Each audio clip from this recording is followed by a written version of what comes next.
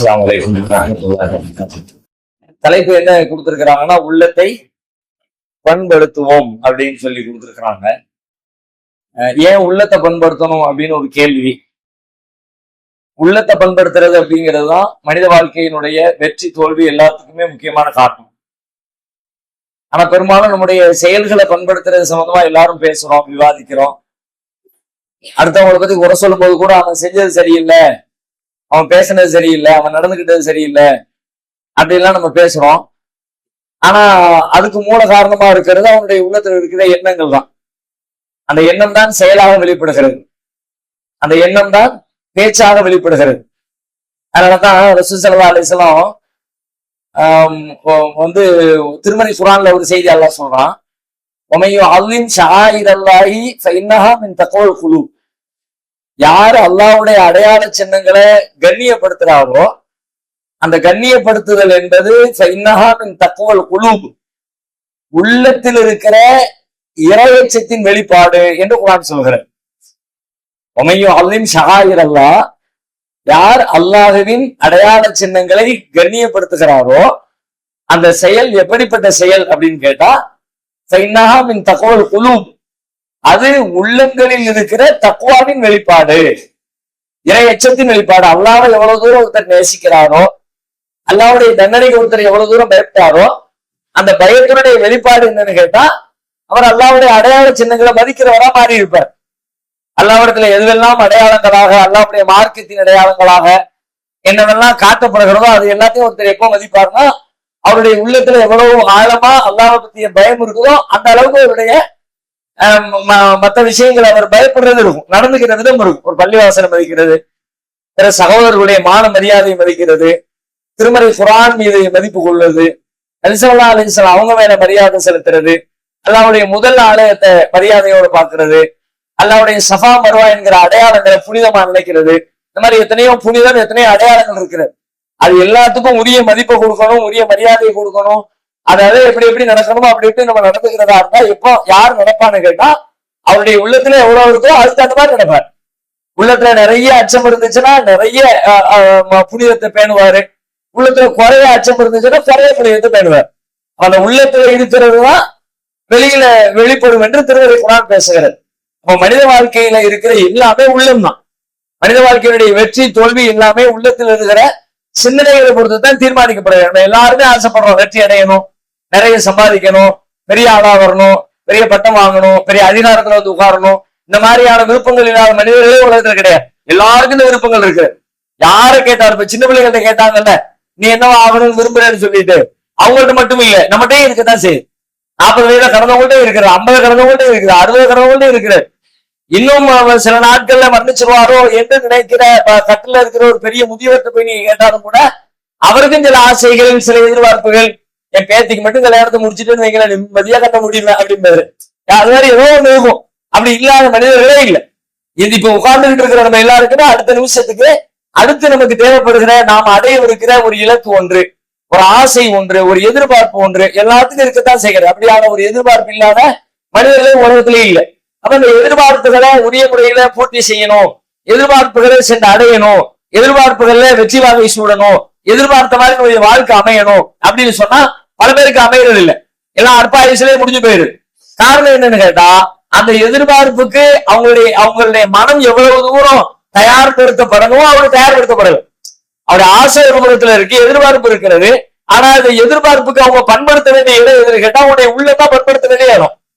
வெளிப்புற செயல்களோ வேற வேற விஷயங்களோ 2ஆம் பட்சம் தான். உள்ளத்தை பண்படுத்திட்டோம்னா தானா ஆட்டோமேட்டிக்கா அது நடக்க வேண்டிய நடந்துடும். உள்ளத்தை பண்படுத்தாம அதுதான் களம், செயல் களம் அதுதான். அப்ப அந்த களத்தை சரி பண்ணாம கல்புங்கிற அந்த உள்ளத்தை மேம்படுத்தாம அதுல வரக்கூடிய விஷயங்கள் என்னங்கிறத கவனிக்காம கொஞ்சம் நல்ல ஒரு நிமிஷம் உங்களை நீங்களே ஒரு கேள்வி கேட்டு பாருங்க. உங்களுடைய வாழ்க்கையில இன்றைக்கு ஒரு நாள் காலையிலிருந்து மாலைக்குள்ளாக உங்களுடைய மனதில் தோன்றுகிற எண்ணங்கள், சிந்தனைகள் நமக்கே இப்படி தோணுது, நான் ஏன் இப்படி நினைச்சேன், நான் ஏன் அப்படி நினைச்சேன் அப்படின்னு நம்முடைய எண்ணத்தை பற்றி அசை போட்டவரே எத்தனை பேர். நான் ஏன் இப்படி செஞ்சேன்னு பேசுறேன் எல்லாருமே இருப்போம். அவன் ஏன் அப்படி பேசினான், அவன் ஏன் அப்படி செஞ்சான், இவனுக்கு இப்படி நடந்தான், அவன் அப்படி செய்ய போயிட்டு நான் அப்படி செஞ்சேன், இவன் இப்படி செய்யலாட்டு நான் செஞ்சிருக்க மாட்டேன்னு நம்முடைய செயல்களான விவாதங்கள், சரி தவறு அது சரி, இது செய்யலாம், இது செய்யக்கூடாது அப்படின்னு நிறைய பேசிருப்போம். ஆனா என் மனசுக்குள்ள இப்படி ஒரு கோபம் வந்துச்சே, ஒரு வெறுப்பு ஒண்ணு வந்துச்சே, ஒருத்த மேல லேசா பொறாமை ஒண்ணு வந்துச்சே. அந்த பொறாமை ஏன் வந்துச்சு, எப்படி வந்துச்சு, அது சரியில்லையே, அது வந்திருக்க கூடாது, அதை மட்டுப்படுத்தணுமே, அதை நான் குறைக்கணுமே அப்படிங்கிற மாதிரி நம்முடைய மனதில் எழுந்த எண்ணங்களை குறித்து சிந்தித்தவர்கள் எத்தனை பேர்? அப்படி நீங்க சிந்திக்கல அப்படின்னா, நீங்க ஆசைப்படுறதுக்கு, கனவு காட்டுறதுக்கு, லட்சியத்தை வளர்த்துக்கிறதுக்கு, அப்படி ஆகணும் இப்படி ஆகணும் ஒண்ணு நடக்காது. போற போக போய்கிட்டே இருக்கீங்கன்னு அர்த்தம். நீங்க எப்படி போறீங்கன்னு கேட்டா, ஆற்றுல இருக்கிற இலை மாதிரி. அந்த ஆற்றின் அலை எப்படி போகிறதோ, ஆற்றின் போக்கு எப்படி இருக்கோ அப்படி போகும்.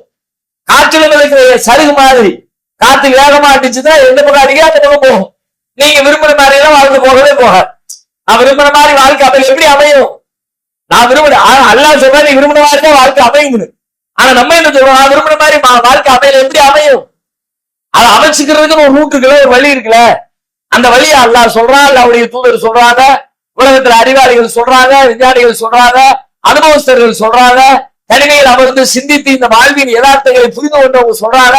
ஆனாலும் நான் போற போகவே அதை பத்தி சிந்திக்கவே மாட்டேன்னா, கொஞ்சம் கற்பனை பண்ணி பாருங்க. எத்தனையோ பேர் உங்க கோபங்கள் இருக்கிறது, சில பேர் மேல வருத்தங்கள் இருக்கு. அவங்க மூஞ்சி பார்க்கல, அவங்க வீட்டுக்கு போகல, அவங்க வந்தா ஏழுக்கு பார்க்கல, அவங்களுடைய சலாமுக்கு பதில் சொல்லல, அவங்களுக்கு சலாம் சொல்ல வேண்டியது வந்துருமே அப்படின்றதுக்காக அவனை விட்டு விலகி செல்றோம். அப்படியெல்லாம் நடந்திருக்குல்ல, எல்லா வாழ்க்கையும் இப்படி இருக்குல்ல. அப்ப அதுக்கு பின்னணியில என்ன மன உணர்வு நம்மிடத்துல இருந்துச்சு அப்படின்னு யோசிச்சோமா? அது குறித்து நாம யோசிக்கவில்லை என்று சொன்னால் இஸ்லாம் நம்மை பண்படுத்தவே இல்லை அர்த்தம். நீங்க கல்பை பற்றி யோசிக்கல, கல்புக்குள்ள உள்ள நடமாட்டங்களை யோசிக்கல அப்படின்னா நீங்க ஒண்ணுமே பண்ண முடியாது. நம்ம எத்தனையோ கேட்கிறோம், நம்முடைய வாழ்க்கையில நிறைய கேட்கிறோம். இன்னும் சொல்ல போனா இப்ப கேட்டது ரொம்ப அதிகமாயிடுச்சு. முந்தியெல்லாம் பயான்கள் கேட்கறது ரொம்ப கம்மி தான். பொதுவான நிகழ்ச்சிகளை பயான் கேட்கணும்னா ஏதோ வருஷத்துக்கு 1 வருஷத்துக்கு 2 அப்படிதான் இருக்கும். அதிகபட்சமா சும்மா இருக்கும். வருஷத்துக்கு ஒரு மீளாதுலா இருக்கும். வேற ஏதாவது ஒரு பெரிய நிகழ்ச்சி நடந்தா மாதிரி இருக்க வாய்ப்பு இருக்கே தவிர, மற்றபடி பெரும்பாலும் எப்படி இருக்கும் அப்படின்னு சொல்லி பார்த்தா, பெரும்பாலும் இந்த பயான்களை கேட்கிற வாய்ப்புகள் எல்லாம் நமக்கு ரொம்ப அரிதிலும் அரிதிலும். இன்னைக்கு இருக்கிற மாதிரி இந்த ஒரு 5-10 ஆண்டுகளுக்கு இடையில நமக்கு கிடைச்சிருக்கிற வாய்ப்பு மாதிரி இதுக்கு முன்னாடி எல்லாம் வாய்ப்பு கிடைக்கவே கிடைக்காது. இங்க இருந்து விழுப்புரம் போவாங்க, பாண்டிச்சேரி போவாங்க, பொதுக்கூட்டம் போடுறாங்க, இங்க இருந்து வண்டி எடுத்துட்டு போவாங்க. ஏழு அவ்வளவுதான் கேட்க முடியும். அங்க போனா மிஸ் ஆச்சுன்னா மிஸ் ஆச்சு தான். அதுக்கு பிறகு ஆடியோ கேசட் வந்துச்சு, சீடிகள் வந்துச்சு, அது கூட கொஞ்சம் போகாமலே கூட கேட்கறதுக்கான வாய்ப்பு இருந்துச்சு. இன்னைக்கு அதையெல்லாம் விட டாப். இன்னைக்கு இப்ப உட்காந்து இப்ப பேசிக்கிட்டு இருக்கோம், எங்கேயோ உட்காந்து கேட்டுக்கிட்டு இருப்பேன். ஒரே நிமிஷத்துல உலகம் முழுக்க நடக்கிற எல்லா நிகழ்வுகளையும் பார்க்கிற, எல்லா இணையதளத்தோடு இணைக்கப்பட்ட எல்லா செய்திகளையும் அந்தந்த நிமிடத்திலேயே அந்தந்த நேரத்திலேயே அறிந்து கொள்ளக்கூடிய வாய்ப்பு இன்னைக்கு பெருகி இருக்கு. நிறைய கேட்கிறோம். கேட்கிறோம், கொஞ்சம் நெஞ்சம் கேட்கல, எக்கச்சக்கமா கேட்கிறோம், கணக்கு வழக்கு இல்லாம கேட்கிறோம். சில பேருக்கு கேட்கறதுங்கிறது ரொம்ப ஹேபிட்டா போயிடுச்சு. சில பேரை பார்த்தா அவங்க ரொம்ப அப்படியே அந்த ஆனந்தத்துல பூரிப்பு சொல்லுவாங்க. காலையில வேலையை ஆரம்பிச்சோம்னா போட்டு விட்டுருவாங்க பயான, சாயங்காலம் வரைக்கும் ஓடிக்கிட்டே இருக்கும். சரி இருக்குது கார் எடுத்துன்னு வச்சுங்க, அவ்வளவுதான்.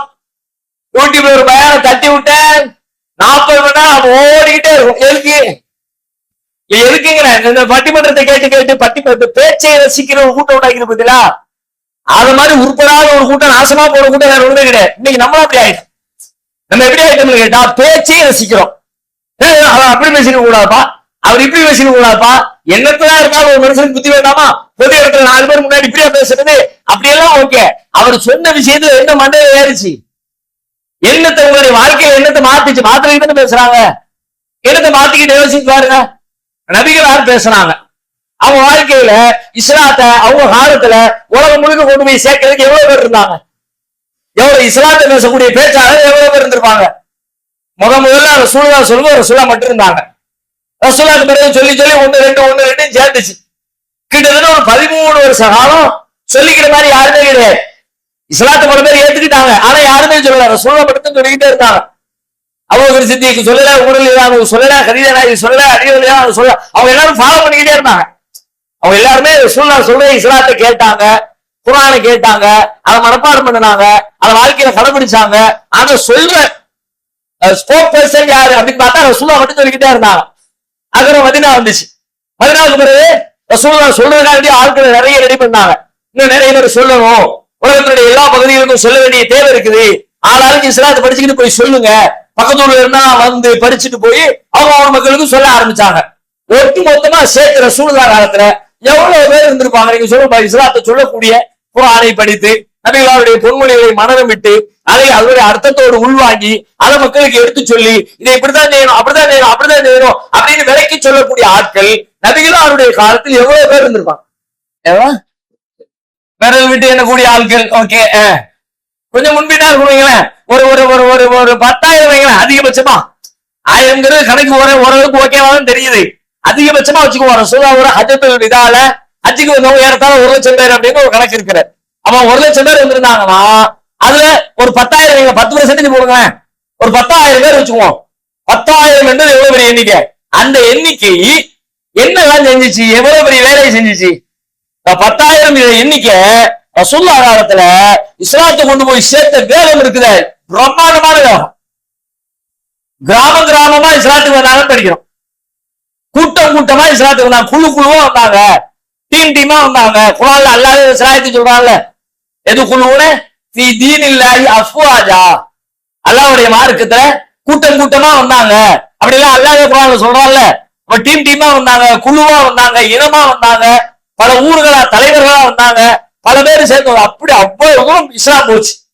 அடுத்து ஒரு 10-20 வருஷத்துக்கு இடையில ரசூலுல்லாஹ் மௌத்தா போய் ஒரு அதிகபட்சமா ஒரு 20-30 ஆண்டுகளுக்கு இடையில உலகத்தினுடைய பாதிக்கு மேற்பட்ட பகுதியில் இஸ்லாம் போய் சேர்ந்துருச்சு. சவுதியில இருந்த இஸ்லாம், மக்காவில இருந்த இஸ்லாம், மதீனாவுல இருந்த இஸ்லாம், பஹ்ரைனை போய் தாண்டி, குவைத்தை தாண்டி, சிரியாவை தாண்டி, கத்தரை தாண்டி உலகத்தினுடைய பல்வேறு ரோமாபுரிக்கு போய் பாரசீகம் இருக்கு, இந்தியா இருக்கு. பாரசீகம் ஈரான், இந்தியா, பாகிஸ்தான் பார்டர்ல ஆப்கானிஸ்தான், ஈரான். அப்போ அது எங்க இருக்கு? சவுதி எங்க இருக்கு? எங்க இருக்கு? கிட்டத்தட்ட ஒரு 20-30 ஆண்டுகளுக்கு இடையில உலகத்தினுடைய பெரும்பான்மையான பகுதிக்கு இஸ்லாம் வந்துருச்சு. வெறுமனே இஸ்லாம் வந்து சேர்ந்தது மட்டுமில்ல, இஸ்லாத்தை ஏற்றுக்கிட்ட உள்ள எண்ணிக்கை தாறுமாறுமா இருந்துச்சு. இஸ்லாமிய அரசாங்கமே வந்துருச்சு. அரசு வரணும்னா பலமா இருக்கணும்ல, மக்கள் எண்ணிக்கை அதிகமா இருக்கணும்ல. ரசூலுல்லாஹ் மதீனாவுல அரசு அமைச்சாங்க. எப்ப அரசு அமைச்சாங்க? அவங்க எண்ணிக்கை பலம் பெற்ற பிறகுதானே. வந்த முதல் நாள் மதீனாவுல மன்னராக ரசூலுல்லாஹ் மாறி இல்லையே. அப்போ நபிகளாருடைய காலத்துல அவங்க மூத்தா போய் ஒரு 20-30 வருடங்களுக்கு இடையிலேயே உலகத்துடைய பெரும்பான்மையான பகுதி இஸ்லாத்தை ஏற்றுக்கொண்டது, இஸ்லாமிய அரசாக மாறியது, முஸ்லிம் கவர்மெண்ட் நிறுவப்பட்டுச்சு, ரோமாபுரியில வந்துருச்சு, பாரசீகத்துல வந்துருச்சு, துருக்கியில வந்துருச்சு, உலகத்தின் பல்வேறு பகுதியில வந்துருச்சு. இவ்வளவு பெரிய எண்ணிக்கையில மக்கள் இஸ்லாத்தை ஏற்றுக்கிட்டு வாழ்க்கையில மாத்திட்டாங்கல்ல. அதுக்காக வேண்டி உழைச்சவங்களுடைய எண்ணிக்கை எவ்வளவு? 10,000. நம்ம போட்ட கணக்குப்படி எவ்வளவு? கணக்கு துல்லியமான கணக்கு இல்ல, அதிகபட்சமா போட்டு வச்சிருக்கோம். ஒரு 10,000 பேர் கணக்கு, ஒரு 10,000 பேர் சேர்ந்து ஒரு 30 ஆண்டு கால இடைவெளியில உலகத்தினுடைய பாதிக்கும் மேற்பட்ட பகுதியில இஸ்லாத்தை கொண்டு போய் சேர்த்தாங்க, இஸ்லாமியர்களா வாழ்ந்தாங்க, இஸ்லாத்தை ஏற்றுக்கொள்ள வச்சாங்க, இஸ்லாமிய அரசையே நிலைநாட்டிட்டாங்க, இஸ்லாமிய கவர்மெண்டே உண்டாயிடுச்சு. அரசு, முஸ்லிம் அரசு அப்படின்னு அறிவிக்கப்படுற அளவுக்கு அரசாங்கமே உண்டாயிடுச்சு. எத்தனை பேரு? 10,000 பேர். அப்படி வைங்க.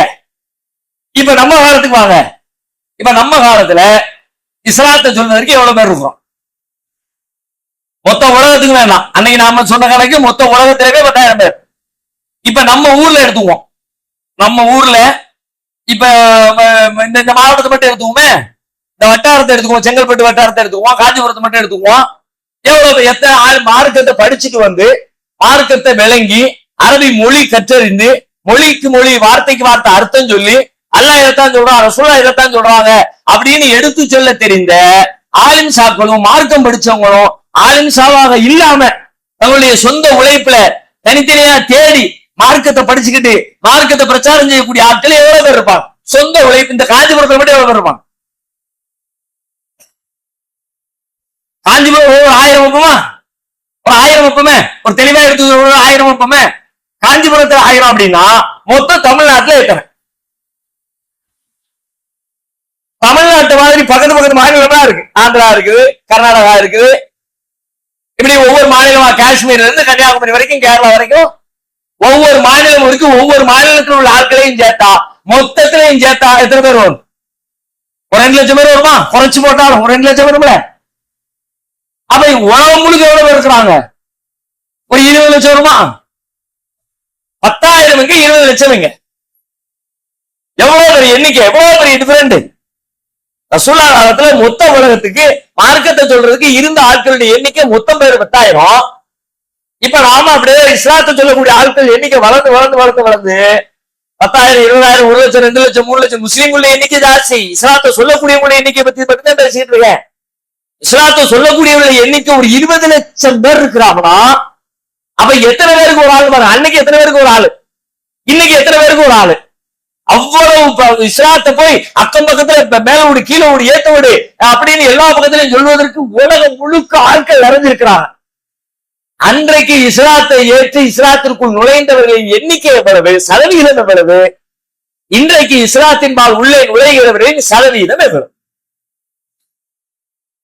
இப்ப நம்மளை சுத்தி தமிழ்நாட்டுல எத்தனை கிராமம் வந்துச்சு? இந்த மாதிரி நேரத்தை எத்தனை கிராமம் வந்துச்சு? போன வாரம் எத்தனை கிராமம் வந்துச்சு? அதுக்கு முந்தின வாரம் எத்தனை வந்துச்சு? இந்த ஒரு மாசத்துல எத்தனை டீம், எத்தனை குழுக்கள், எத்தனை சாதியிலிருந்து சாதி தலைவர்களோட டீமா வந்து முஸ்லிம் தலைவர்களை சந்திச்சு அஷஹது அல்லா இலாஹ இல்லல்லாஹ் சொன்னவங்க எத்தனை பேரு? தமிழ்நாடு முழுக்க ஒண்ணும் கிடையாது, இந்தியா முழுக்க ஒண்ணும் கிடையாது, உலகம் முழுக்க ஒண்ணும் கிடையாது. அப்ப எங்கேயோ கோளாறு இருக்குன்னு தெரியுதா? வெறும் 10,000 பேர் இருந்து செஞ்ச வேலையை இப்ப 10,000 பேர் இருந்தாலும் இந்த வேலையை செய்யணும். 10,000 பேர் இல்ல 10 லட்சம் பேருக்கு நெருக்கம், அதை விட அதிகமா உட்காந்துருக்கும். அப்ப எத்தனை மடங்கு எவ்வளவு வேகமா இது பரவணும். அவங்க 30 வருஷத்துல அரை பூமியை இஸ்லாத்துக்கு கொண்டு வந்தாங்க, இஸ்லாமிய ஆட்சியின் கீழ் கொண்டு வந்தாங்கன்னா நாம இப்ப 3 வருஷத்துல முழு பூமியை கொண்டு வரணும்ல. நம்மளோட வளம் அதிகமா இருக்கு, பலம் அதிகமா இருக்கு, எண்ணிக்கை அதிகமா இருக்கு, எடுத்து சொல்லக்கூடிய ஆட்கள் அதிகமா இருக்கிறோம். மொழி நமக்கு ஒரு பிரச்சனையே இல்லை. எல்லா மொழியிலையும் எல்லாரும் எடுத்து சொல்லக்கூடிய அளவுக்கு வாய்ப்பு உலக மொழி உண்டாகி இருக்குது. அன்னைக்கெல்லாம் உலக மொழி கிடையாது. இன்னைக்கு உலகத்துக்கு பேசுற மொழி ஆங்கிலம்னு ஒண்ணு இருக்குல்ல. உலகத்தின் எந்த மூலைக்கு போனாலும் ஆங்கிலத்தை வச்சு பேச முடியல. அன்னைக்கு உலக மொழின்னு ஒண்ணு கிடையாது. அப்ப எல்லா அனுகூலங்களும் இருக்கிற இந்த தருணத்தை எண்ணிக்கை பரவல் குறைவாக இருக்கிறது. அதெல்லாம் வாய்ப்பில்லாத தருணத்தை பரவல் ரொம்ப கம்மியா இருந்துச்சு. என்ன காரணம்? நாம ரொம்ப பேசுறோம், ரொம்ப கேட்கிறோம், ரொம்ப பேசுறோம், ரொம்ப கேட்கிறோம். அதான் பஞ்சாயத்து. கேட்டு கேட்டு கேட்டு கேட்கிறது ஒரு ஹாபி. என்ன கேட்டோம் அதெல்லாம் கேட்காத, கேட்ப காலையில கேட்டுக்கிட்டே இருப்ப. நைட்டு தூக்கம் விளையாடி போட்டு விட்டுருல. ஆமா தூக்க மருந்து அது. அதாவது நாள் பேசுவார்ல அது தூக்க மருந்து. எனக்கு கேட்டுக்கிட்டே 10 நிமிஷம் டைம் போடுறது தெரியாது, போர் அடிக்காதுல. 10 நிமிஷம் தூக்கமே வராம பெட்ல அங்கிட்டு இங்கிட்டும் புரட்டுக்கிட்டே இருந்தா இதனால தூக்கம் வர மாட்டேங்குது, எரிச்சலா இருக்கும். எனக்கு பேசுறது கேட்டுக்கிட்டே இருந்தோம்னா கவனம் அதுல இருக்குமா, அப்படியே ஒரு நேரம் தூங்கி போயிடும். தூங்குறதுக்கு மருந்து, நேரம் போக்குறதுக்கு. மத்தவங்கள இசை கேட்பாங்க, தையல் மிஷின் ஓடிக்கிட்டே இருக்கலாம், பின்னாடி இசையை போட்டு விட்டுருவாங்க. அப்படியே ஒரு மியூசிக் ஏதோ ஒரு பாட்டு போடும், அந்த மாதிரி இங்க பயம் ஓடு. அப்ப என்ன விளங்குதுன்னு கேட்டா, நாம கேட்கிறோம் அதிகமாக, பேசுகிறோம் அதிகமாக, ஆனால் அது எதுவும் நம்முடைய வாழ்வில் தாக்கத்தை ஏற்படுத்தவே இல்லை, வாழ்க்கையில மாற்றங்களை கொண்டு வரவே இல்லை. காரணம் என்ன தெரியுமா? நாம எதையும் கவனத்தோடு பேசல, கவனத்தோடு கேட்க. பேசுகிறவர்களும் உள்வாங்கி கவனத்தோடு நம்ம என்ன சொல்றோம், என்ன மாற்றத்தை எதிர்பார்க்கிறோம், எந்த இலக்கை நோக்கி இந்த சமூகத்தை அழைச்சிட்டு போறோம், எதுக்காக இந்த விவரத்தை சொல்றோம் அப்படிங்கிற எந்த தெளிவு மற்றவர்களாக எனக்கு ஒரு 1/2 மணி நேரம் நான் இந்த பள்ளியாசல இமாமா இருக்கேன், அது எனக்கு இந்த இடத்துல ஜும்மா போட்டிருக்காங்க, இந்த ஜும்மாவில ஏதாவது ஒரு மெசேஜ் நான் சொல்லி ஆகணும், 20 நிமிஷத்தை கடத்தி ஆகணும், நல்ல கவர்ச்சிகரமா மக்கள் கேட்கிற மாதிரி சுவாரஸ்யமா இந்த 1/2 மணி நேரத்துக்கு ஏதாவது ஒரு டாபிக் எடு, அதான் எனக்கு, அதே எனக்கு ஜும்மா பேசுறவர்களுக்கு அவ்வளவுதான். அவருக்கு வேற இருக்கலாம் கிடையாது. 1/2 மணி நேரம் தான் இருக்கு. 1 மணிக்கு மெம்பர்ல ஏறனா 1:30 வரைக்கும் நான் நேரத்துக்கு கொடுக்கணுமா? இடையில என்னங்க பாதியில இருப்பாங்க. நான் 1:15 இறங்கிட்டேன்னு வச்சுங்க, என்ன பாதியில இறங்கிட்டியா அப்படின்னு கேட்க கூடாது. அதுக்காண்டி 30 நிமிஷத்துக்கு நான் குறிப்பெடுக்கணும். கேட்கிறவங்க ஆமா எப்படின்னா 1/2 மணி நேரம் சும்மா பேசிட்டு ஆவாரு, எனக்கு எவ்வளவு பேசணும், விளையாட்டும் கேட்போம், சரியா இருக்கு நல்லா இருக்குமோ, முடிஞ்ச உடனே சூப்பர் பாய். அந்த ஒரு பாயிண்ட் ரொம்ப டச்சிங்கா இருந்துச்சு, ஓகே சூப்பர். அதுக்கப்புறம் அவ்வளவுதான், ஊற்றி முடிஞ்சாச்சு. அதுக்கு நமக்கு வாழ்க்கைக்கு சம்பந்தம் இல்லை. அப்ப நாம பேசுகிறவர்கள் கல்வியிலிருந்து பேசவில்லை, கேட்கிறவர்களும் கல்வோடு கேட்கவில்லை. குர்ஆன் உலக மக்களுக்கு எல்லாம் நேர்வழி காட்டும் தானே? இதுல யாருக்கா டவுட் இருக்கா? குர்ஆன் உலக மக்களுக்கெல்லாம் நேர்வழி காட்டும். ஆனா எல்லாருக்கும் நேர்வழி காட்டும்லாம் சொல்லல, அதுக்கெல்லாம் கண்டிஷன்ஸ் வச்சிருக்கான்ல. நேர்வழி காட்டும்னா குர்ஆனை படிச்சு எல்லாரும் நேர்வழியில இருக்கணுமே, பல பேர் நேர்வழியில காணுமே. குர்ஆன் பேசக்கூடிய பல ஆளுங்களே நேர்வழியே இல்லையே. மார்க்கத்துக்கு முரணாக இருக்கிற மாற்று மத தலைவர்கள் பல பேர் குர்ஆனை படிச்சு வச்சிருக்காங்களே. சிலைகளுக்கு முன்னால் வணக்கம் செலுத்தக்கூடிய ஆட்கள்லாம் குர்ஆன் படிக்கிற ஆட்களா இருக்கிறாங்க. அப்படின்னு என்ன அர்த்தம்? குர்ஆனை படிக்கிற எல்லாத்துக்குமே நேர்வழி கிடையாது. இன்ன ஃபீ ஸாலிக லஸிக்ரா லிமன் கான லஹு கல்புன் அவ் அல்க ஸம்அ வ ஹுவ ஷஹீத். சூரா காஃப் 50வது அத்தியாயத்தில் அல்லாஹ் சொல்றான், இன்ன ஃபீ ஸாலிக லஸிக்ரா, இதிலே பாடம் இருக்கிறது, படிப்பினை இருக்கிறது, வழிகாட்டுதல் இருக்கிறது. லிமன் கான லஹு கல்புன், யாருக்கு தெளிந்த உள்ளம் இருக்கிறதோ, அவ் அல்க ஸம்அ வ ஹுவ ஷஹீத், கவனமாக கேட்கிற பழக்கம் இருக்கிறதோ அவர்களுக்கு தான் இந்த திருமறை குர்ஆன் வழிகாட்டும். அவங்களுக்கு தான் படிப்பினை இருக்கு, எல்லாத்துக்குமே இல்லை. கவனமாக அப்படியே மனது ஒன்றி என்ன சொல்லப்படுகிறது, நம் வாழ்க்கைக்கு இது என்ன பயன் இருக்கிறது, இதை செயல்படுத்தினால் சரியா தவறா என்கிற மாதிரி உள்ளத்தோடு ஈடுபாட்டோடு மனதோடு யார் ஒன்றி போகிறாரோ அவருக்குத்தான் இதை வழிகாட்டுமே தவிர மனதை தூக்கி ஓரம் கட்டி வைத்து விட்டு வெறும் மூளையால் சிந்திக்கிறவர்களுக்கு இதை வழிகாட்டுதல் இல்லை. அவருக்கு நிறைய அறிவு இருக்கும், ஆனா பயன் இல்லை. அறிவு இருந்தா மட்டும் போதாது. ரசூலுல்லாஹ் அல்லாஹ்விடத்துல கேட்டாங்க, அல்லாஹும்ம இன்னி அஊது பிக மின் இல்மின் லா யன்ஃபா, இறைவா பயனில்லாத கல்வியை விட்டு முன்னிடத்திலே நான் பாதுகாப்பு தேடுகிறேன். கல்வி இருக்கு, ஆனா பயனற்ற கல்வி. ஏன் பயன் தரல? கல்வி ஈடுபடல, உள்ளம் ஈடுபடல, மனசு சம்மந்தப்படல, மனசு எங்கேயோ வரும். அது பாயிண்ட் குறிச்சு வச்சுக்கிட்டோம். கேள்வி கேட்டா பதில் சொல்றதுக்கு தயாராகிட்டோம், அவ்வளவுதானே தவிர மனதோடு ஒன்றி போய் உணர்வு பூர்வமாக இதை நாம் அணுகி இருந்தோம் என்று சொன்னால் நம்மளத்தை மாற்றம் வரும், இந்த உலகத்தை மாற்றம் வரும். ஆனா அதுக்கு தயார் இல்லையே. அப்ப முதல்ல நாம கவனிக்க வேண்டிய முதல் சாப்டர் எதுன்னு கேட்டா, நம்முடைய செயல்கள் அல்ல, நம்முடைய கல்வி தான் கவனிக்கப்பட வேண்டும். உள்ளம் தான். உள்ளத்துல என்ன வருது, உள்ளத்துல என்ன சிந்திக்கிறேன், உள்ளத்துல ஒன்றின் மீது ஆசை வருகிறது, ஒருவர் மீது கோபம் வருகிறது, ஒருவர் மீது பொறாமை வருகிறது, ஒருவர் மீது வெறுப்பு வருகிறது, ஒன்றின் மீது விருப்பு வருகிறது. அந்த விருப்பு ஏன், இந்த வெறுப்பு ஏன் என்று உள்ளத்தின் நடமாட்டங்களை எவர் கவனிக்கிறாரோ, கவனிக்கிற ஆற்றலும் அறிவுமுடையவராக இருக்கிறாரோ, அந்த பழக்கத்தை தன்னுள் வளர்த்துக் கொள்கிறாரோ, அவர் வெற்றியை நோக்கி, தன் இலக்கை நோக்கி, தன் ஆசையை நிறைவேற்றுகிற பயணத்தை நோக்கி அவர் முன்னேறி கொண்டிருக்கிறார் என்று அர்த்தம். உள்ளமா எல்லாத்தையும் தீர்மானிக்கும். வெளிப்ப இன்னும் சொல்ல போனா, நம்ம உடல்ல ஏற்படக்கூடிய நோய்கள் இருக்குல்ல, நோய்களுக்கு மருந்து பல மாதிரி இருக்கு. பல வகையான மருத்துவம் இருக்குல்ல, அக்குபஞ்சருங்கிறோம், ஹோமியோபதிங்கிறோம், சித்தாங்கிறோம், நாட்டு மருந்துங்கிறோம், அலோபதிங்கிறோம், நிறைய வைத்திய முறை இருக்குல்ல. ஆனா இன்னைக்கு உலகம் முழுக்க வியாபித்திருக்கிற வைத்திய முறை எது? அலோபதி, ஆங்கில மருத்துவ முறை. ஏன்னா அது டெஸ்ட் பண்ணி, ஆராய்ச்சி பண்ணி, ப்ரூவ் பண்ணி, இதை சாப்பிட்டா இந்த ரிசல்ட், இதை சாப்பிட்டா இந்த ரிசல்ட் அனுபவத்துல கண்டறியறது இல்லை.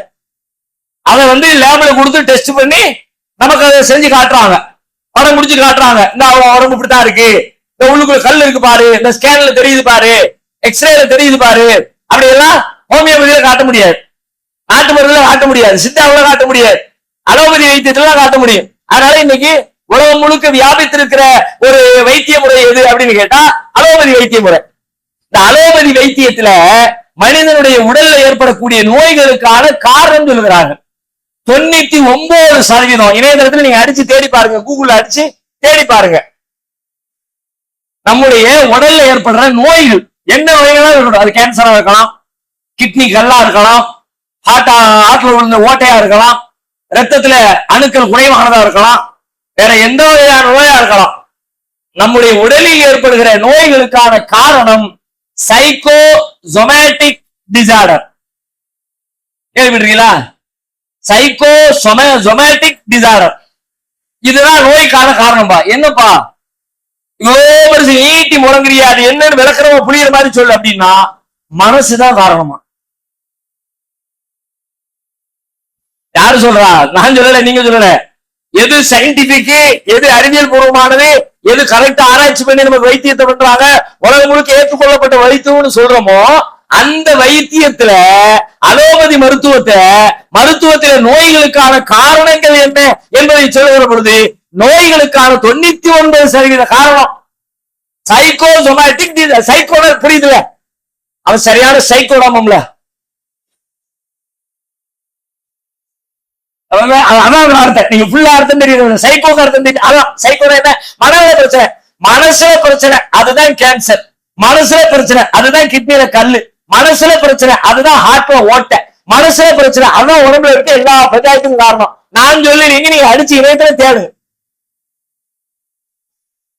இந்த சைக்கோசோமேட்டிக் டிசார்டர் என்ன, எது என்ன வரும் அப்படின்னு கேட்டா, மனிதனுக்கு ஏற்படுகிற 91 நோய்களுக்கான 99% காரணம் இதுதான்.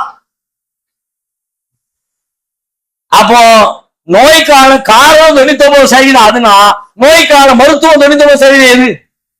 அதான் நோய்க்கான மருத்துவம் எது? அந்த நோயில இருந்து விடுபடுவதற்கு அதுதான் காரணம். மனதை சீர் செய்வதே நோயிலிருந்து விடுபடுவதற்காக. இதுவும் அளவு டாக்டர் சொல்ல மாட்டாங்க, அது வேற விஷயம். ஏன் சொல்ல மாட்டாங்க? உங்களுக்கு அது வருமானம்ல. அவர் சும்மா தலைவலின்னு போனா 2 நாள் படுக்க வச்சு 2 லட்சம் ரூபாய் உரி விடுற வேலையை பார்க்குற ஆளுக்கு வேலை சொல்லுவாங்க நமக்கு. அவருக்கு ஆனா படிச்சு கொடுத்ததுல படிச்சு கொடுத்துருக்காங்க. எந்த டாக்டர் பெருசு பெருசா போட்டு எம்பிபிஎஸ் எம்டி அப்படி இப்படின்னு பெரிய பெரிய எழுத்துக்கெல்லாம் பின்னாடி ஏபிசிடி செட் வரைக்கும் எல்லாத்தையும் போட்டு வச்சிருக்காங்களோ, அவங்களுக்கு என்னத்தை படிச்சுட்டு வந்திருக்காங்களா? எதை படிச்சுட்டு வந்திருக்காங்க? நோய்க்கான காரணம் 99% இது. அதுல இருந்து வைத்தியம் முறை என்ன கேட்டா 99 அதை சரி பண்ணுதா 99% சரியாயிருப்பா. ரசூல் அழகா சொன்னாங்க, அலா இன்னபில் ஜஸதி முதுகா, அறிந்து கொள்ளுங்கள் மக்களே, உடலிலே ஒரு உறுப்பு இருக்கிறது. இதா சலஹத் சலஹல் ஜஸது குல்லு, அது சீரடைந்தால் மொத்த உடலும் சீரடைந்துவிடும். வைதா ஃபஸதத் ஃபஸதல் ஜஸது குல்லு, அது சீர்கெட்டு போனால் மொத்த உடலும் சீர்கெட்டு போகும். அலா வஹியல் கல்பு, அறிந்து கொள்ளுங்கள் அதுதான் உள்ளம்.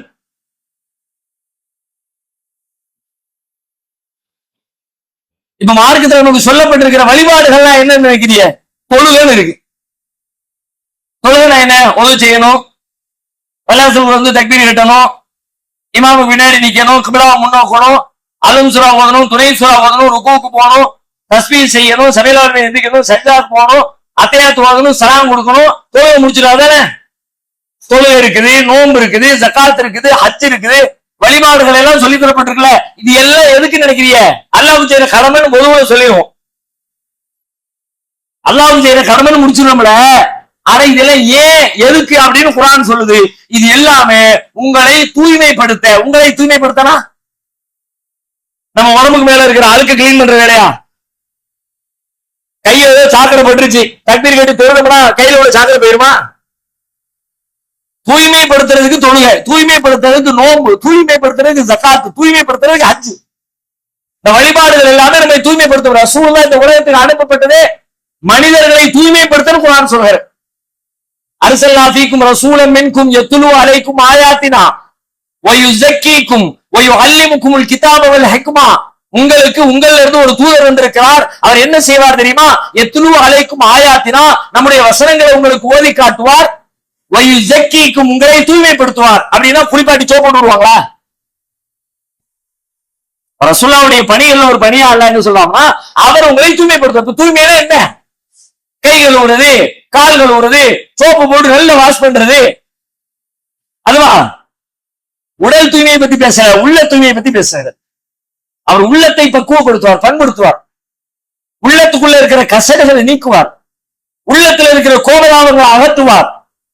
நபிகளாருடைய வாழ்வின் பிரதானமான இலக்கு, லட்சியம், செயல்களம் எல்லாமே உள்ளம் தான். அதனாலதான் அல்லாஹ் அதிகமா கேட்பாங்க, யா அல்லாஹ் கல்புகளை புரட்டுறவனே, உள்ளத்தை புரட்டுறவனே, என் உள்ளத்தை மார்க்கத்துல ஸ்திரப்படுத்துறப்பே, அல்லாஹும்ம ஆத்தி நஃப்ஸி தக்வாஹா, இறைவா என்னுடைய உள்ளத்திலே இறை அச்சத்தை ஏற்படுத்து, வஸக்கிஹா, அதை நீ பரிசுத்தப்படுத்து, அந்த கைரு மன் ஸக்காஹா, அதை தூய்மைப்படுத்துவதிலே நீயே ஆகச் சிறந்தவன், அந்த வலியுஹா வ மௌலாஹா, நீயே அதனுடைய எஜமானன், நீயே அதனுடைய தோழன், எனவே நீ எனது கல்பை தக்வாவால் நிரப்பமாக்கு. நபிகளார் கேட்கிற மிக முக்கியமான பிரார்த்தனை.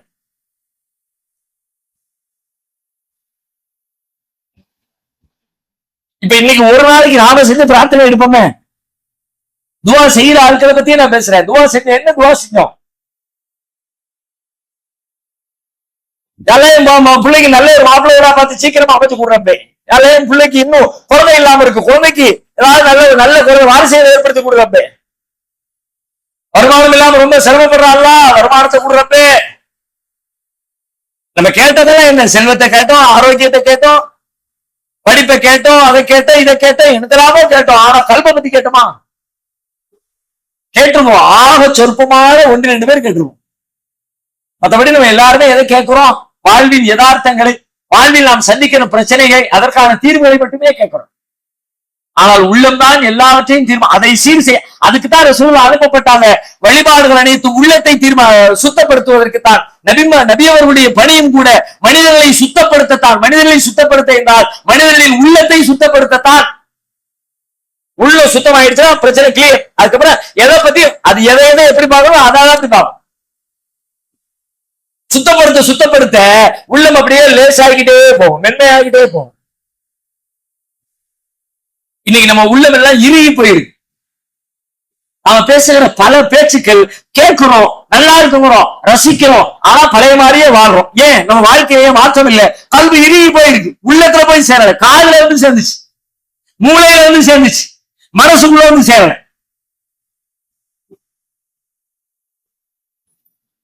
சுபு தொழுகையோட அவசியம் பத்தி ஜும்மாவோட அஜர்த்தை அப்படி போட்டு புலந்து எடுத்துட்டார்.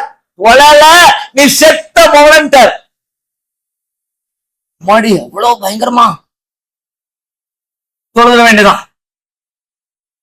மறுநாள் காலையில் 7 மணிக்கு எஞ்சி தொழுதுட்டார். தொழுத வேண்டியதான் போனார். அவர் சொன்னது சுமுக, இவர் தொழுவது துஹாவ. முடியலையே. அவர் காதையை கேட்டாரு, மூளையில வாங்கினாரு, கல்புக்குள்ள வாங்கல, உள்ளத்துல வாங்கல. உள்ளத்துக்குள்ள வாங்கிருந்தீங்கன்னா தான் உங்களுடைய மாற்றம் வரும். உள்ளத்துல வாங்கல. ஏன் வாங்கல? உள்ள வாங்குறதுக்கு கெப்பாசிட்டி இல்ல. உள்ளதான் இறுகி போய் கிடக்க. அங்க அதுல ஸ்பேஸ் வேணும்ல. அது பண்படுத்தப்பட்டு இருந்துச்சுன்னா உள்ள போய் விதையை தூக்கி போடுறோம். கட்டாந்தரையில போட்டா, ஒரு கட்டாந்தரையில் விதை போடப்பட்டால் பூமிக்கு மேல கிடக்கும். பண்பட்ட பூமியில விதை போடப்பட்டால் பூமிக்கு உள்ள கிடக்கும். நாம் கேட்கிற பயான்கள் எல்லாம் பூமிக்கு மேலே கிடைக்கிற விதைகளை போல கல்புக்கு மேலே கிடந்து சிதறி போகிறது. அவன் கல்பை கொட்டி நல்ல தட்டி பட்டி பார்த்து சரி பண்ணி அது ரொம்ப மென்மைப்படுது, லேசாக்கிக்கிட்டே இருக்கும். லேசாகிறதுக்கு என்ன அர்த்தம்? நீங்க நல்லதுன்னு நினைக்கிற காரியத்தை எல்லாம் செய்வீங்க, சரின்னு நினைக்கிறதையெல்லாம் நீங்க செய்வீங்க, மறுக்க மாட்டீங்க, பிரிவாக இருக்க மாட்டீங்க, பொறாம கொள்ள மாட்டீங்க.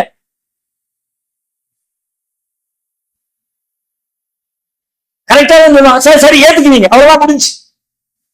ஏன் ஏத்துக்க முடியல? உள்ள இறுகி போகிற, உள்ளுக்குள்ள போகிற, வெளியில சரிதான் சரிதான் அப்படின்னாலே வரும். உருப்படலாம் அர்த்தம். கல்பு கெட்டி போட்டு வச்சிருக்குன்னு அர்த்தம்.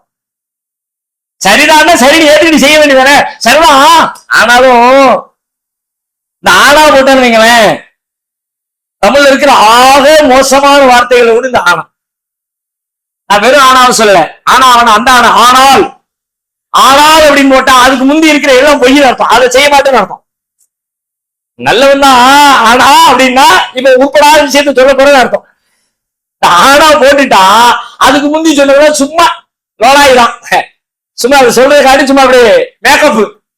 ஆனாவை போட்டுட்டா நல்லதுதான், சரிதான், சும்மா தொடர்ந்தான், சொல்ல தொடரணும் தான், தர்மம் செய்யணும் தான். ஆனா அவன் செய்ய மாட்டேன்னு அர்த்தம், தொட மாட்டேன்னு அர்த்தம், உருப்பட மாட்டேன்னு அர்த்தம். என்ன காரணம்? கல்வி இறுகி போய் கிடக்கிற. கல்வியை மென்பப்படுத்தணும். எது மென்படுத்தும்? பல வழிகள் இருக்கு. அது ரொம்ப ஷார்ட்டாக 2 வழியை சொல்றேன். ரொம்ப சிம்பிளான வழி, எளிய வழி, முயற்சித்தால் முடிந்து விடக்கூடிய வழி, அல்லாஹ் காட்டுகிற வழி, அல்லாஹ்வுடைய தூதர் காட்டுகிற வழி. அது என்ன வழி? அல்லாஹ் நஸ்ஸல அஹ்ஸனல் ஹதீஸ். அல்லாஹ் குர்ஆன்ல சொல்றான், அல்லாஹ் நஸ்ஸல அஹ்ஸனல் ஹதீஸ். அல்லாஹ் அழகிய பேச்சை அருளி இருக்கிறான். கிதாபன் முத்தஷாபிஹன். அந்த பேச்சு எப்படிப்பட்ட பேச்சு அப்படின்னு கேட்டா, ஒன்றை ஒன்று ஒத்திருக்கிற வேதமாக அந்த பேச்சா வேண்டியிருக்கிறது. அல்லாஹ்வுடைய வேதத்தை குர்ஆனை பத்தி அல்லாஹ் சொல்றான். நான் உங்களுக்கு ஒரு செய்தியை தந்திருக்கேன். அஹ்ஸனல் ஹதீஸ், பேச்சிலே ரொம்ப அழகான பேச்சு. அந்த பேச்சு எப்படிப்பட்ட பேச்சு தெரியுமா? கிதாபம் முத்தஷாபிஹன். ஒன்றை ஒன்று ஒத்து இருக்கும், முரண்பட்டு இருக்காது. ஒண்ணுக்கு ஒண்ணு முரண்பாடு கிடையாது. ஒரு வசனத்துக்கு இன்னொரு வசனத்துக்கு இதுக்கு அது எதிரா இருக்க, அதுக்கு இது எதிரா இருக்க அப்படியெல்லாம் கேட்க முடியாது. ஒன்றை இன்னொன்று வலுப்படுத்துமே தவிர ஒன்றை இன்னொன்று பலவீனப்படுத்த. ஒரு வசனத்துக்கு இன்னொரு வசனத்துக்கு இடையில தொடர்பு லிங்க் இருக்கும். ஒரு சோத்துல இருக்கிற செங்கலை போல இந்த சோத்துல நூத்துக்கணக்கான செங்கல் இருக்கிறது. ஒரு செங்கல் இன்னொரு செங்கலை ஏற்கிறது, பிணைக்கிறது, இருக பிடிக்கிறது. எந்த செங்கலை இன்னொரு செங்கலை முட்டி தள்ளுவதில்லை, புறக்கணிப்பதில்லை. அதுபோல கிதாபம் முத்தஷாபிஹன், ஒன்றை ஒன்று ஒத்திருக்கிற ஒரு வேதத்தை அல்லாஹ் அருளி இருக்கிறான். மசானிய அந்த வேதம் திரும்ப திரும்ப ஓதப்படுகிற வகையிலே அந்த வேதத்தை அருளி இருக்கிறான்.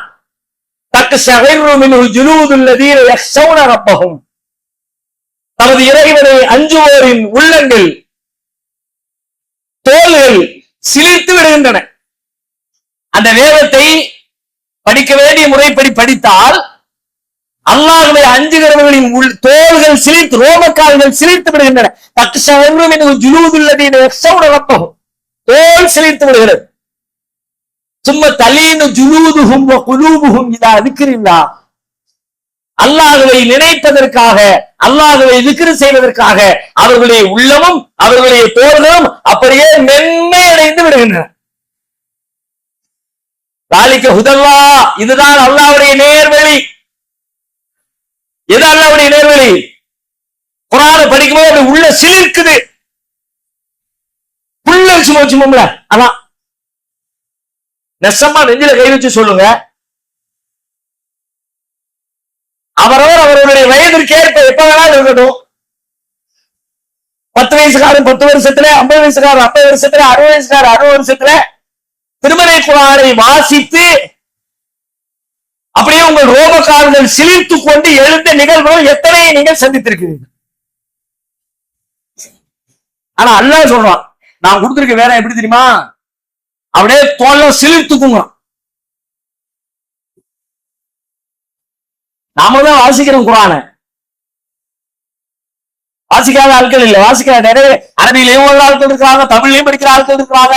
ஆனால் உங்களுடைய உள்ள மென்மை அடைஞ்சிச்சு. அதை படிச்ச உடனே மென்மைனா அப்படியே அழுக வந்துச்சு, அதை படிச்சு அழுதே அப்படின்னு சொல்லக்கூடிய தருணங்கள் எத்தனை. அது படிச்சு தெரிஞ்சுக்கிட்டப்பா நிறைய பேர் பேசும். குர்ஆனை படிச்சா அப்பதான் இந்த சட்டம் எனக்கு விலகிச்சு, அதெல்லாம் ஓகேப்பா. ஆனா உன் கல்வை பண்படுத்த ஒரு வேலை உள்ளுக்குள்ள உடைக்கன்னு எல்லாம் சொல்லலாம். அதுக்கு தகுந்த மாதிரி எனக்கு இருக்கிற உனக்கு அதை உடம்பை சிலிர்க்க வைக்கும், உன் ரோமக்கால்களை சிலிர்க்க வைக்கும், உன் உடம்பை புல்லரிக்க வைக்கும், உன் கல்வை மென்மையாக்கும். இதை அனுபவித்தவர்கள் எத்தனை பேர்? அனுபவிக்கிறாட்டி நம்ம இன்னும் ஓதலாம் அர்த்தம். ஏன்னா ஓதுனா என்ன செய்யணும் குர்ஆன் சொல்லு. ஓத வேண்டிய முறைப்படி ஓதல, ரொம்ப கவனத்தோடு ஓதல, இலங்கிய மனதோடு ஓதல, அதை செயல்படுத்தணுமேங்கிற நோக்கத்தோடு ஓதல, பெரிய அறிவாளி அவனும் ஓதிருக்கேன்.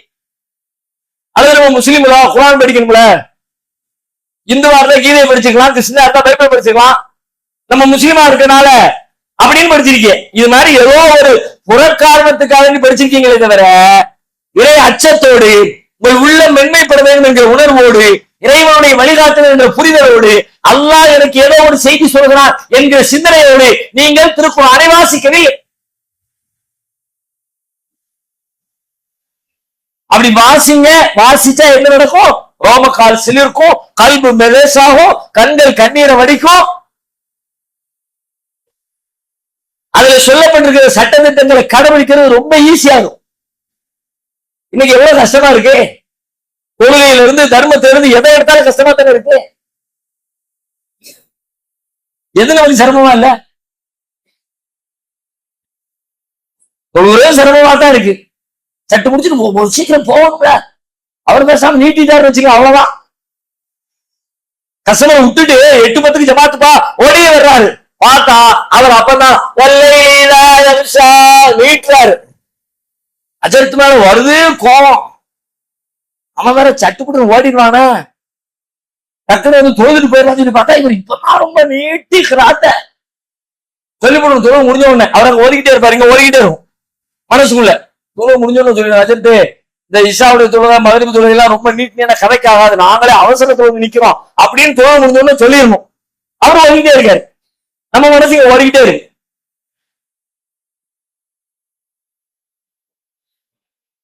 எல்லாமே சிரமத்திற்குரியதா தெரிகிறது. மார்க்கத்தை கடைபிடிக்கிறது கஷ்டம் தான்ப்பா. ஆனா படைச்சவன் சொல்றான், லாயு கல்லில்லாஹு நஃப்ஸன் இல்லா உஸாஹா, உனக்கு மார்க்கத்தின் கடமை எதெல்லாம் தந்திருக்கமோ நீ கஷ்டப்படுற மாதிரி எதுவுமே கிடையாது. அவன் நம்ம என்ன சொல்றோம், கொஞ்சம் கஷ்டமா தான் இருக்கு, தர்மம் எது கஷ்டமா தான் இருக்கு. நேரம் நடந்துக்கிறது கஷ்டமா தான் இருக்கு. வாக்குறுதியை சொன்னபடி நிக்கிறது கஷ்டமா தான் இருக்கு.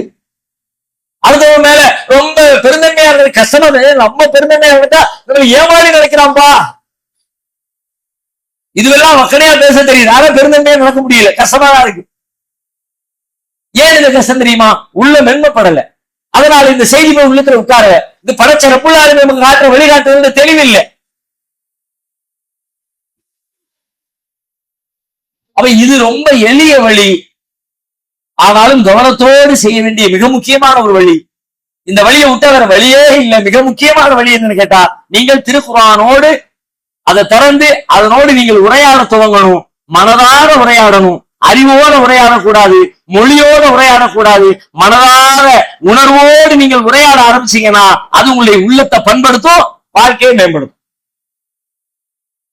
அடுத்து இரண்டாவது, அல்லாஹ் நமக்கு வழங்கி இருக்கிற தொழுகை, அது நம்முடைய உள்ளத்தை பண்படுத்தும், பக்குவப்படுத்தும். அல்லாஹ்வுடைய நினைவுகளால் நம்முடைய உள்ளத்தை மேம்படுத்தும். அல்லாஹ் திக்ரில்லாஹி தத்மைனுல் குலூப், அல்லாஹ் சொல்றான், உள்ளங்கள் அல்லாஹ்வுடைய திக்ரிலே நிம்மதி அடைகின்றன. தொழுகைக்கு திக்ருன்னு ஒரு பேர் இருக்கு. தொழுகையினாலே என்ன தெரியுமா? திக்ரு தான் தொழுகை. மூசா நபியுடைய வரலாற்றுல அல்லாஹ் சொல்லுவான், மூசா நபியை பார்த்து பேசும்போது, அத்தைமை ஸலாத்தலி திக்ரி, என்னை திக்ரு செய்வதற்காக நீங்கள் தொழுகை நிலைநாட்டுங்கள். தொழுகை அப்படிங்கிறதே திக்ரு தான். ஆனா அல்லாஹ்வுடைய திக்ரை எது கொண்டு வந்து சேர்க்கும் பார்த்தா தொழுகை கொண்டு வந்து சேர்க்கும். அந்த தொழுகை என்ன செய்யும்? உங்களை நிம்மதியா, ஹாப்பியா, சந்தோஷமா, அமைதியா, டென்ஷன் இல்லாம, பரபரப்பு இல்லாம, எவ்வளவு பஞ்சாயத்து வந்தாலும் நம்ம எல்லாரும் விரும்புவோம். சில பேரு பிரச்சனைகளை ரொம்ப ஈஸியா டீல் பண்ணும்போது நமக்கு பார்த்தாலே பொறாமையா இருக்கு. எப்படி இந்த ஆளு கூலா டீல் பண்றாரு, நமக்கு இதை பார்த்தாலே பயம் வந்துருது, பரபரப்பு வந்துருது. என்னடா இது எப்படிதான் டீல் பண்ண போறோம் அப்படின்னு அச்சம் வந்துருதுன்னு நினைக்கிறோம். ஆனா அல்லாஹ் சொன்னான், தொழுகையாளி அப்படி பயப்படவே மாட்டான்.